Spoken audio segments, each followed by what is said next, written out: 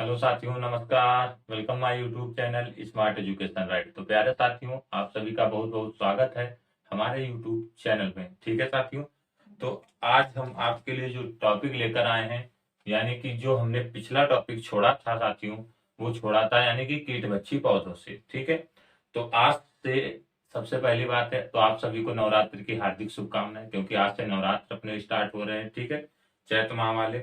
तो चैत वाले आप सभी को नवरात्र शुरू हो रहे हैं, तो माता रानी से यही दुआ की जाएगी कि माता रानी से यही दुआ करूंगा कि जल्द से जल्द यूपी टेट और सुपर टेट का नोटिफिकेशन जारी हो। ठीक है साथियों, तो यूपी टेट और सुपर टेट का यानी कि सुपर टेट का लिए तो बहुत इंपॉर्टेंट है कि जल्दी से जल्द, जितनी जल्दी हो सके नोटिफिकेशन आ जाए, ताकि जो बच्चे, जो मेरे भाई बहन इंतजार कर रहे हैं, उनको इंतजार खत्म हो और नौकरी की तमन्ना पूरी हो। ठीक है, तो साथियों चलें आगे, हम पढ़ाई करते हैं, अपने टॉपिक के आगे चलते हैं। ठीक है, तो जहां से हमने स्टार्ट मतलब छोड़ा था, कीटभक्षी पौधों के आगे से हमने छोड़ा दिया था। कीटभक्षी पौधे हमने पढ़ाए थे आप सभी को, उसी के आगे हम लोग आज कंटिन्यू करेंगे। ठीक है, उसके बाद फिर जैसे कि कल मैंने एक मेला पूरा उत्तर प्रदेश के जितने मेले थे हमने बता दिए। ठीक है, फिर इसके बाद जो जो वैसे पॉइंट होते उनको मैं बताते हुए चलूंगा, क्योंकि वो जब लेकर साथ में हम लोग चलते रहेंगे तो क्या हो जाएगा कि हमारे दो दो टॉपिक एक साथ में समाप्त होते रहेंगे। और तो ये ईवीएस की क्लास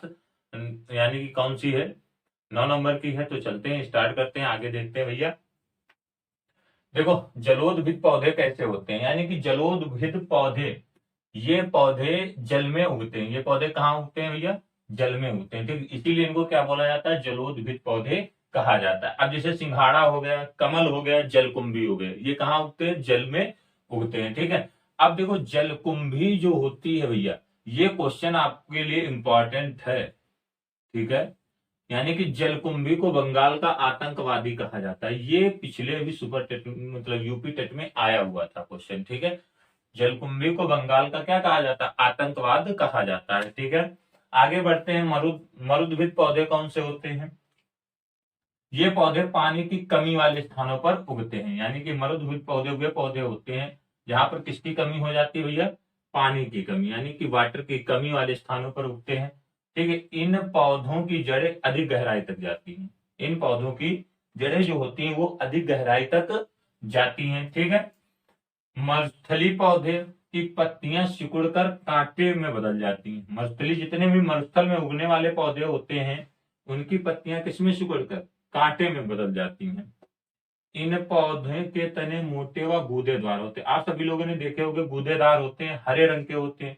ठीक है, कैसे होते हैं? हरे रंग के होते हैं। तो इन पौधों में रंध्र तने में उपस्थित होते हैं। मतलब आगे बढ़ते हैं, इतना नोट कर लीजिएगा, यानी कि ये इंपॉर्टेंट आपको नोट करके रखना। यानी कि जलोद्भिद पौधे क्या होते हैं? ये पौधे जल में उगते हैं। एग्जाम्पल सिंघाड़ा हो गया, सब लोग खाते होंगे, कमल हो गया, ठीक है, जलकुंभी हो गई। ठीक है, तो जलकुंभी को बंगाल का क्या बोला जाता है? आतंकवाद कहा जाता है। ये को बंगाल का आतंकवाद कहा जाता है। ठीक है, इतनी बात क्लियर हो गई। तो मरुद्भिद पौधे क्या होते हैं? ये पौधे पानी की कमी वाले स्थानों पर उगते हैं। यहाँ की पानी की कमी होती है, वहां पर ये पौधे उगते हैं। इन पौधों की जड़ें अधिक गहराई तक जाती हैं। मरुस्थली पौधों की पत्तियां सिकुड़कर कांटे में बदल जाती हैं। इन पौधों के तने मोटे व गूदेदार हरे रंग के होते हैं। ठीक है साथियों, आगे बढ़े हम लोग, इसी के आगे है। ठीक है,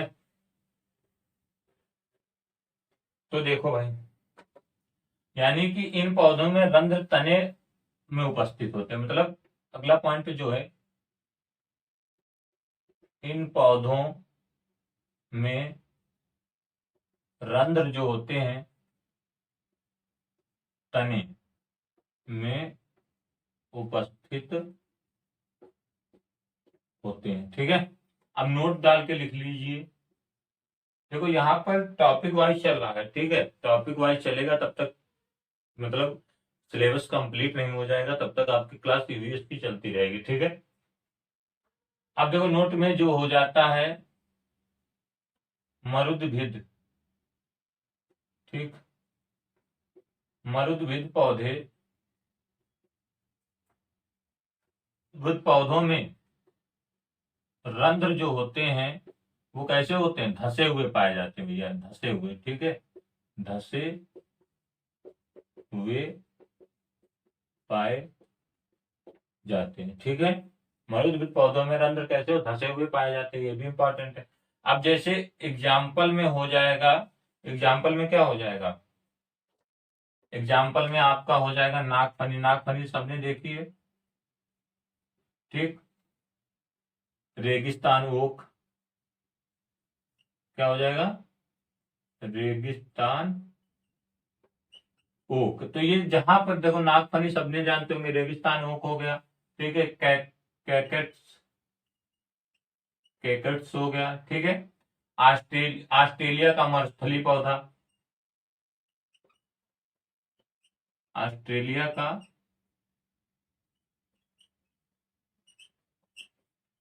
मरुस्थलीय पौधा, ठीक है। तो जैसे कि खेजड़ी वृक्ष, अब ये कहाँ है, राजस्थान में, कहाँ, ठीक। और उत्तर प्रदेश में इसको क्या बोला जाता है भैया, शिवकारा बोला जाता है, शिवकारा। ठीक है, तो इतनी बात हो गई, आप इसको नोट कर ले, फिर हम लोग आगे बढ़े फटाफट। चलते रहिए और पढ़ते रहिए साथियों। हो गया होगा, आगे बढ़ते हैं हम लोग। अब हम बात करेंगे जीवधारी की। इसकी बात करेंगे भैया, अगला जो टॉपिक है अपना, हम लोग बात करने वाले हैं जीवधारी की। ठीक, तो जीवधारी क्या होते हैं, जीवधारी कैसे होते हैं, जीवधारी भैया परपोषी होते हैं, परपोषी होते हैं। ठीक है, जीवधारी कैसे होते हैं, परपोषी होते हैं साथियों। तो जीवधारी परपोषी होती है। अब इसमें हम सबसे पहले बात करेंगे किसकी, जनसंख्या की। किसकी बात करेंगे, इसमें क्या हो जाएगा, जब किसी एक क्षेत्र में से, लिखे दे रहा हूं, जब किसी, ठीक है, एक क्षेत्र में, जब किसी एक क्षेत्र में एक ही जाति के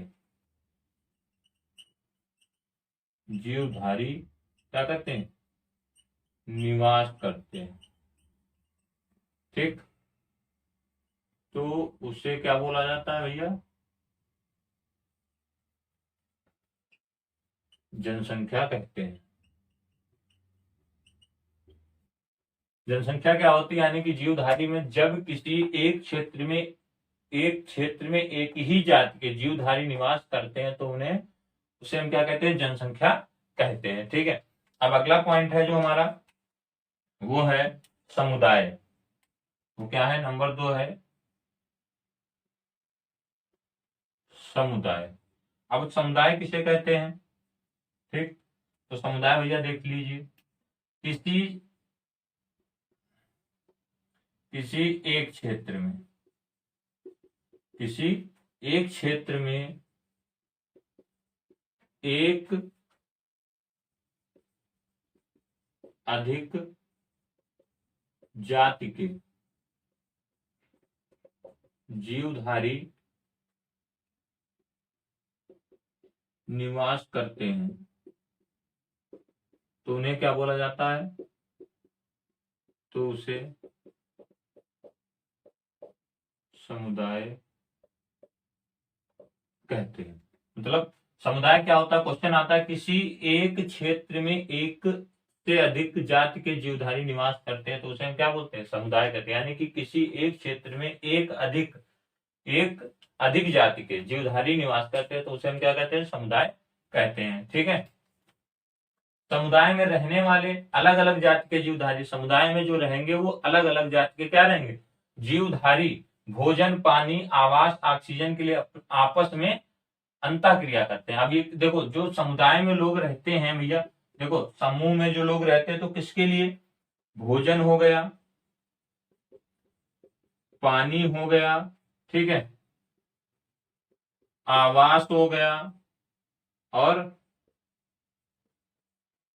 ऑक्सीजन हो गया। ऑक्सीजन के लिए आपस में क्या कर लेंगे, आपस में ये अपना क्या कर लेंगे भैया, अंतः क्रिया करेंगे। कैसी क्रिया करेंगे, अंतः क्रिया करते हैं। ठीक है, ये भी नोट कर लीजिएगा। क्योंकि भाई देखो, एक दूसरे के साथ जब समुदाय में रहते तो एक दूसरे की आवश्यकताएं पूरी करनी पड़ेंगी, एक दूसरे की क्या करनी पड़ेंगी, आवश्यकताएं। तो आवश्यकताएं कैसे हो सकती है, भोजन, पानी, आवास, ऑक्सीजन के लिए आपस में अंतः क्रिया करनी पड़ेगी। अब किसी को भोजन से किसी से ले लिया, पानी किसी से ले लिया, आवास रहने के लिए किसी के साथ रह गए, ऑक्सीजन मिल गई, तो इनके सबके लिए क्या कहते हैं, अंतः क्रिया करते हैं। ठीक है, अंतः क्रिया के आधार पर जीवधारियों को दो वर्गों में बांटा गया। कितने भागों में बांटा गया, दो भागों में बांटा गया। तो आप लोग ये नोट कर लीजिए, फिर हम लोग आगे बढ़ते हैं।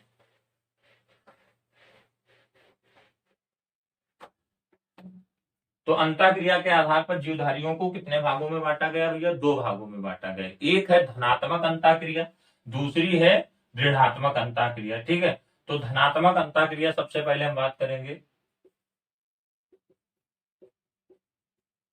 धनात्मक अंतः क्रिया। ठीक, धनात्मक अंतः क्रिया क्या होती है कि इस अंतः क्रिया में दोनों जीवधारी, इस अंतः क्रिया में दोनों जीवधारी, ठीक है, इस अंतः क्रिया में दोनों जीवधारी आपस में यानी कि एक दूसरे से लाभान्वित होते हैं। यानी कि इस अंतः क्रिया में दोनों जीवधारी एक दूसरे से, या ऐसे कर सकते हैं, जीवधारी एक दूसरे से लाभान्वित होते, एक दूसरे से लाभान्वित होते हैं। ठीक है, तो इसे हम धनात्मक अंतः क्रिया कहते हैं जैसे सहजीवी।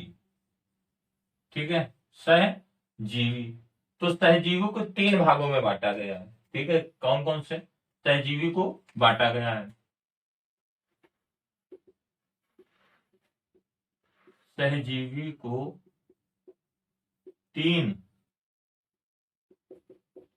भागों में बांटा गया है। ठीक है, सहजीवी को कितने भागों में बांटा गया भैया, तीन भागों में बांटा गया। इतनी बात समझ गए होंगे आप सभी लोग। तो कौन कौन है, नंबर एक सहोपार्कता, नंबर दो है सहभोजिता,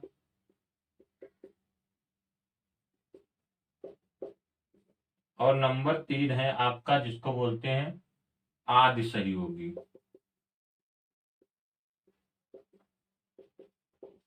ठीक, तो एक एक करके हम बात बताएं आप सभी को। यानी कि सहोपारकर्ता किसे कहते हैं, सहभोजिता किसे कहते हैं, आदि सहयोगी करते हैं। सहोपारकर्ता जब दोनों क्या हो जाए, जब दोनों जीवधारी एक दूसरे से लाभान्वित होते हैं तो वह उसे अंतः क्रिया को सहोपारकर्ता कहते हैं। मतलब इसमें क्या हो जाएगा, दोनों एक दूसरे से लाभान्वित होंगे तो उसे हम क्या बोलते हैं, सहोपारकर्ता बोलते हैं। जैसे अब इसमें क्या हो जाएगा, एग्जाम्पल में डायरेक्ट लिख लो, लाइकेन।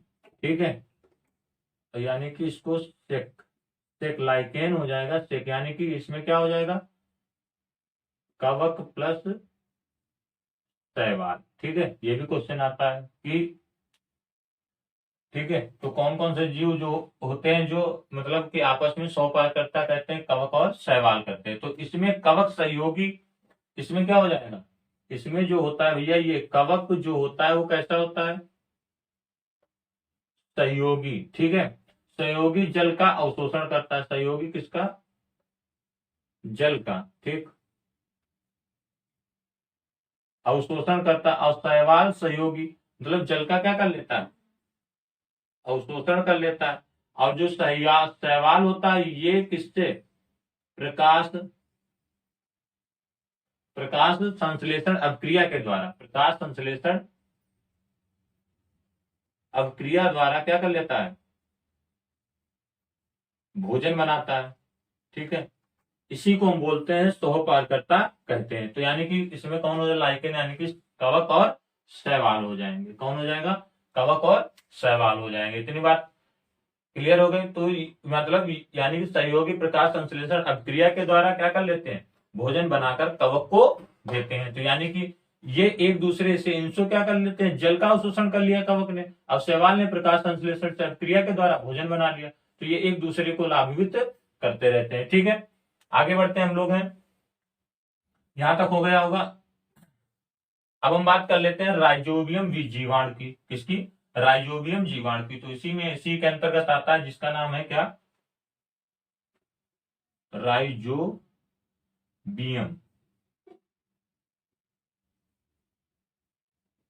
राइजोबियम जीवाणु क्या होते हैं, ठीक, तो इसको देख लीजिए। राइजोबियम जीवाणु ये कहाँ पाए जाते हैं, दलहनी, दलहनी फसलों में होते हैं। ठीक है, ये नोट कर लेना, दलहनी फसलों में, फसलों की जड़ों में, दलहनी फसलों की, ठीक, दलहनी फसलों की जड़ों में पाया जाता है, जो मृदा से क्या कर लेता है, मृदा से नाइट्रोजन, मृदा से नाइट्रोजन को नाइट्रेट में बदलकर, यानी कि ये नाइट्रोजन है इसको किसमें बदल देगा, नाइट्रेट में। भैया किसमें बदल देगा, नाइट्रेट में बदल जाना, बदल कर पौधे को देता है। यानी कि नाइट्रोजन को किसमें बदल गया, नाइट्रेट में, और किसको दे दिया, पौधों को। ठीक, पौधों को देता है, तो इसी को क्या बोला जाता है, पौधों को देता है। तो और बदलने में पौधे से भोजन ग्रहण करता है, यानी कि बदले में पौधे से क्या कर लेता है, भोजन प्राप्त कर लेता है। इसी को हम राइजोबियम जीवाणु कहते हैं। ठीक है, तो यानी कि इसका ये हो गया, इतनी बात समझ गए। आगे हम बढ़ते हैं, यानी कि किसमें, नाइट्रोजन को नाइट्रेट में बदलना नाइट्रोजन स्थिरीकरण कहलाता है। यानी कि नाइट्रोजन को नाइट्रेट में बदलना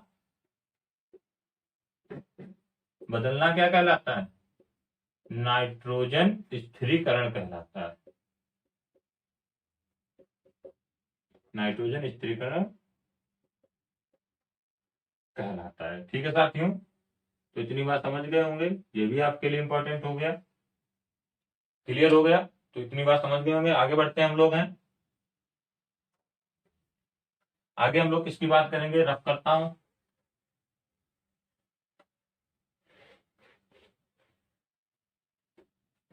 आगे जो हम बात करने वाले हैं भैया, वो एजिटोबैक्टर की। किसकी, एजिटोबैक्टर। ठीक, एजिटोबैक्टर क्या होते हैं, ये जो होते हैं भैया जीवाणु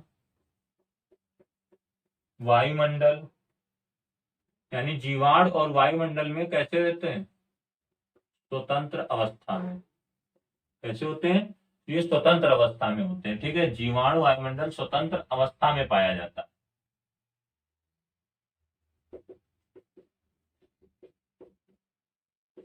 स्वतंत्र अवस्था में पाया जाता है, जो आक्षी श्वसन करता है। ये क्या करता है, ये करता है भैया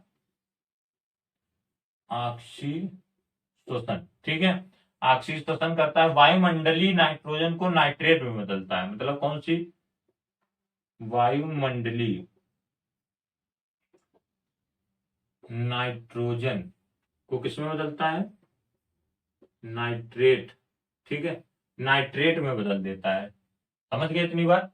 तो एजेक्टोबैक्टर का कार्य क्या होता है, जीवाणु, यानी कि ये होते हैं जीवाणु वायुमंडल, यानी कि जीवाणु वायुमंडल स्वतंत्र अवस्था में पाया जाता है, जीवाणुओं में और वायुमंडल में स्वतंत्र अवस्था में पाया जाता है।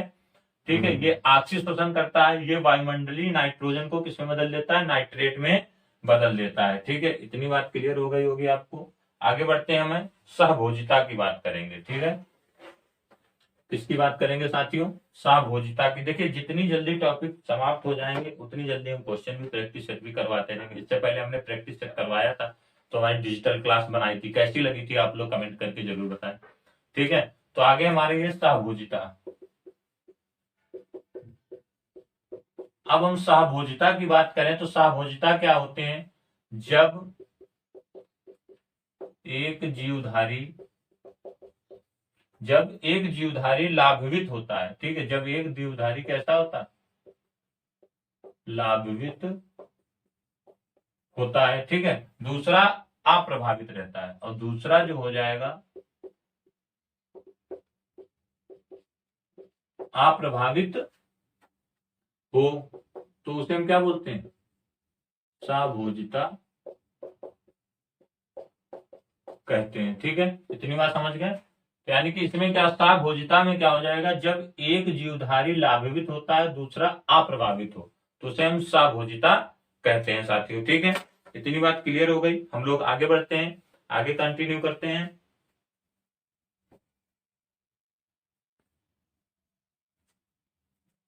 तो इसमें जैसे कि क्या हो जाएगा, अब शार्क हो जाएगा। जैसे शार्क किसको खाती है, यानी कि बड़ी मछली, ठीक, के साथ चूसक मछली का चिपकना। ठीक, शार्क यानी बड़ी मछली के साथ में किसका चिपकना, छोटी मछली का, चूसक मछली का चिपक जाना। ठीक है, अब हम बात कर लेते हैं भैया इसकी ऋणात्मक अंतः क्रिया की। ऋणात्मक अंतः क्रिया क्या होती है, इस अंतः क्रिया में एक जीवधारी अपने लाभ के लिए, इस अंतः क्रिया में क्या होता है, इस अंतः क्रिया में एक जीवधारी, यानी कि एक, इस अंतः क्रिया में एक जीवधारी धारी किसके लिए, अपने लाभ के लिए, अपने लाभ के लिए, यानी कि दूसरे को क्या कहे, पहुंचा देता है, हानि पहुंचा देता है। अब जैसे क्या होता है कि जैसे मान लो कभी देखा होगा कि पड़ोसी आपका है, ठीक है, तो अपने लाभ के लिए क्या करेगा, आपको हानि पहुंचाएगा, आपको क्या करेगा, हानि पहुंचाएगा। तो इसी प्रकार से इसमें ऋणात्मक अंतःक्रिया क्या होती है कि पड़ोसी हमेशा क्या होते हैं, जलते रहते हैं। ठीक है, तो अगर आप कहीं पर प्रगति पर चल रहे हैं या नौकरी लग गई है तो पड़ोसियों को क्या होने लगेगी, जलन होने लगेगी। तो इसी प्रकार से इसमें भी ऋणात्मक अंतःक्रिया में, इस अंतःक्रिया में एक जीवधारी अपने लाभ के लिए अब क्या करेगा, दूसरे जीवधारी को, दूसरे जीवधारी को क्या कर देगा, हानि पहुंचा देगा, पहुंचा देता है। अब जैसे कि पड़ोसी आप सभी, यानी कि पड़ोसी क्या होते हैं, जो एक दूसरे को मतलब अपने लाभ के लिए, उनका फायदा हो जाए और आपका घाटा हो जाए, नुकसान हो जाए। ठीक है, तो हमेशा पड़ोसी क्या रहते हैं, हमेशा खुन्नस करते रहता है कि कभी वो सही ढंग से नहीं रह सकता है। तो यानी कि इसी प्रकार से इसमें भी हो सकता है कि ऋणात्मक इस अंतःक्रिया में एक जीवधारी अपने लाभ के लिए दूसरे जीवधारी को क्या करता है, हानि पहुंचा देता है। अगर आप कोई कार्य कर रहे होंगे तो पड़ोसी को सबसे ज्यादा जलन होगी। तो हानि किस प्रकार से पहुंचाएगा, कहीं आपको मान लो जिससे घर बनवा रहे हैं या मकान बनवा रहे हैं, तो मकान बनवाने में क्या होता है, सबसे ज्यादा जलन किसको हो जाती है, पड़ोसी को हो जाती है। तो वो कहेगा कि नहीं, ये दीवार यहाँ से, ये दीवार यहाँ से टेढ़ी मेढ़ी, मतलब कुछ ना कुछ खुन्नस निकालनी है, तो अपने लाभ के लिए, ठीक है, अपने लाभ के लिए। तो इसी प्रकार इस अंतःक्रिया में एक जीवधारी अपने लाभ के लिए दूसरे जीवधारी को क्या पहुंचा देता है, हानि पहुंचा देता है, इसीलिए इसको ऋणात्मक अंतःक्रिया कहते हैं। किस प्रकार से, इसके उदाहरण हो जाएंगे। ठीक है, तो इसमें क्या हो जाता है, समझ गए इतनी बात, अंतःक्रिया क्या हो गई।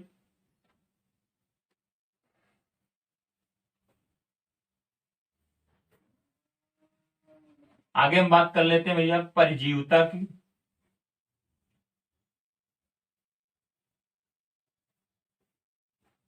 परजीवता क्या होती है, इसमें एक जीवधारी भोजन के लिए, इसमें एक जीवधारी किसके लिए, भोजन के लिए,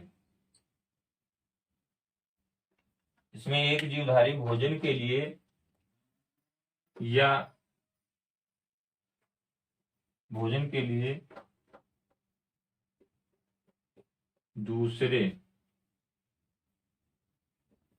जीवधारी या पौधों पर निर्भर होता है। ठीक है, अब निर्भर होता है जिसे हम परिजीवता कहते हैं। अब परिजीवता में एग्जाम्पल कौन कौन से आ जाएंगे, एग्जाम्पल आपका हो जाएगा जैसे अमरबेल, अमर बेल, ठीक है, और फीता क्रम, ठीक है। तो ये अमर बेल क्या होती है, जैसे कि पौधा हो गया, आप सभी ने देखा होगा अमर बेल, बेल का पौधा देखा होगा, उस पर जो पीली पीली पड़ी रहती है वो अमर बेल ही कहलाती है। वो क्या होता है कि वो अपने भोजन को किससे प्राप्त करती है, अपने भोजन को किससे प्राप्त करती है, ठीक है, दूसरे पौधों से अपने भोजन को निर्माण, तो पूरे पौधे को छा लेती है, तो उसी पर ऐसे पड़ी रहती है और उससे अपना भोजन प्राप्त करती रहती है। ठीक है साथियों, तो आज के लिए टॉपिक इतना ही, ये क्लियर हो गया आप सभी का। तो कैसा लगा हो सेशन, अच्छा लगा हो तो वीडियो को लाइक करिएगा और हमारे चैनल को सब्सक्राइब करिएगा। ठीक है, जय हिंद, जय भारत।